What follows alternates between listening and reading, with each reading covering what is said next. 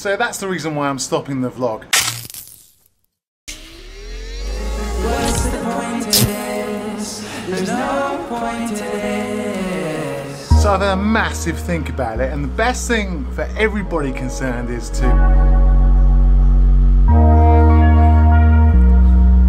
Hang on.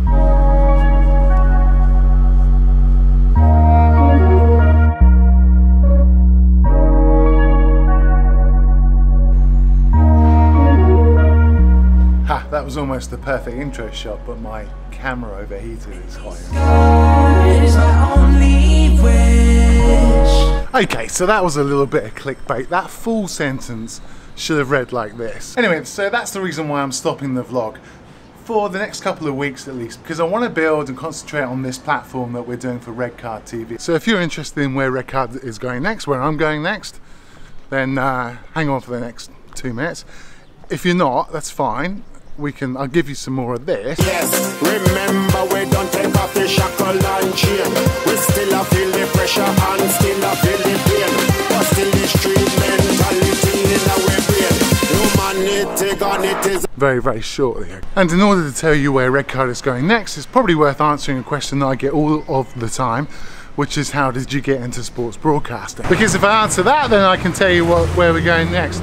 Look, getting into sports broadcasting is... you have to be really lucky for a start. You can get into it just as quickly as you can get out of it.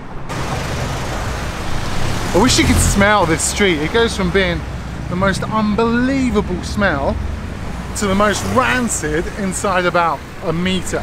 Anyway, as well as sports broadcasting, I'm usually found kind of building things as well. Back in '96, I was working for Team Talk, and that table at the time just had some absolute geniuses in the sports world. People like Guy Mowbray, Ian Dennis, Alan Bentley, Stuart Silvers, Johnny Phillips.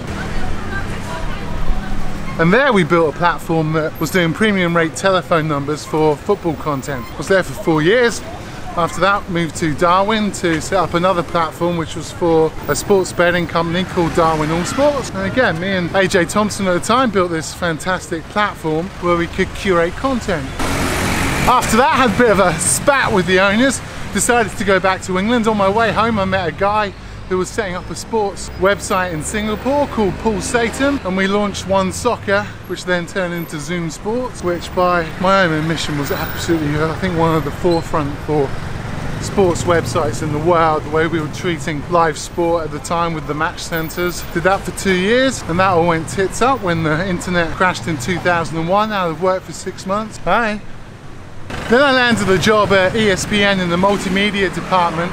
They didn't have a website at the time, so I helped set up the website, scheme of the website, helped build things such as Super Selector, ESPNstar.com, and helped with the pitch to sell Football Crazy to Nokia. They then needed a presenter, so I applied for it, got it, and then ESPN Star Sports then decided to put me in a suit and tie.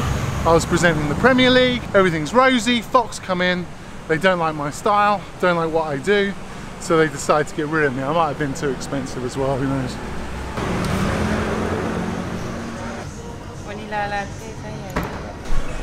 So after Fox got rid of me, I decided to, well, I was out of work for 9 months, which is pretty tough. Then Satsukuma came along and said, can you help with Red Card Sports Radio? Tried that for about a year and a half, and then our license with StarHub just stopped. So we decided to look for something else, and this is why we're here. So my point is that I'm always creating platforms. That's what my history has been, as well as sports presenting as well. So if we take a couple of weeks now just to create this new platform, we're midway through the build at the moment. This platform's really cool. It doesn't replace YouTube, or it doesn't replace Facebook or anything like that, but it gets away from all of the noise, all of the kerfuffle, just for people who are passionate about sports media, alternative sports media.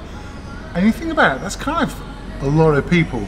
I'm talking people that make t-shirts or kit designs, Instagrammers, ex-players, coaches, Snapchatters, travelers, anybody in this space who needs to be represented in front of brands, who needs help with creating products, who needs help monetizing their channel. That's what we're building right now. Now, I'm not saying it's going to be a success, but the content that we've done over the last sort of 6-7 months has shown us that there's an appetite for this thing, okay? So start thinking yourselves, I mean, are you in the sort of the creative space? If you are, then just give us a DM. We'll let you know about how the platform is getting on. We've got account managers standing by, ready to help monetize your channel by speaking to brands, by helping you monetize your content, right? It's really exciting. So that's why I'm gonna take a couple of weeks off, just to concentrate back on that.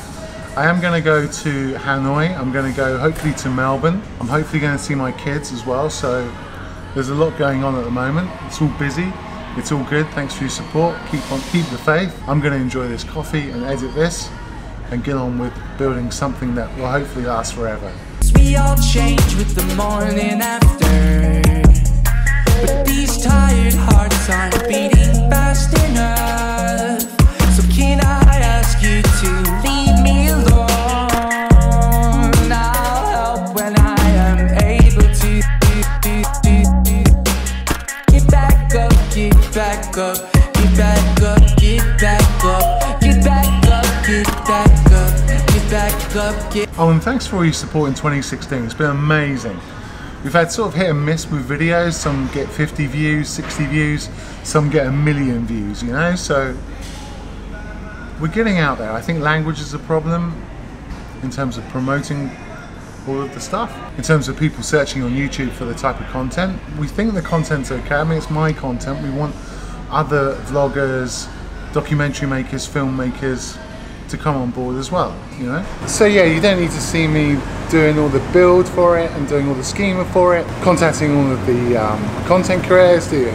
So just for a couple of weeks and then we'll be back bigger and stronger than ever before, okay? Get back up.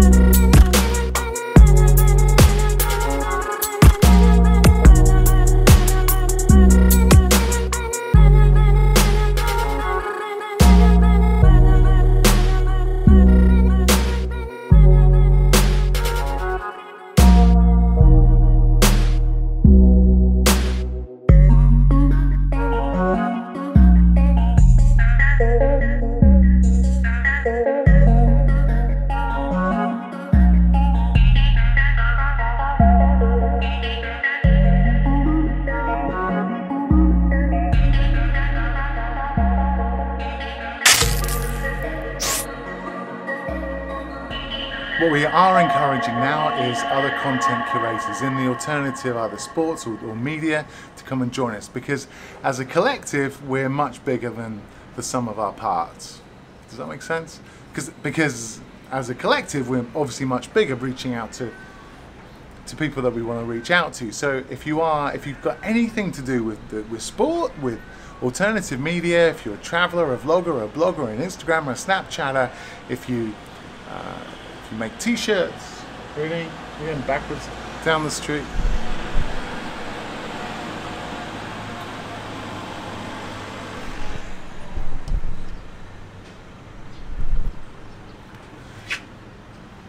Then Redcard wants to hear from you. We'll talk to you. We can represent you and help you and put you on a really cool platform that's away from all the noise of YouTube and that sort of thing. I mean, you can still keep your YouTube channel, but we want to talk to you.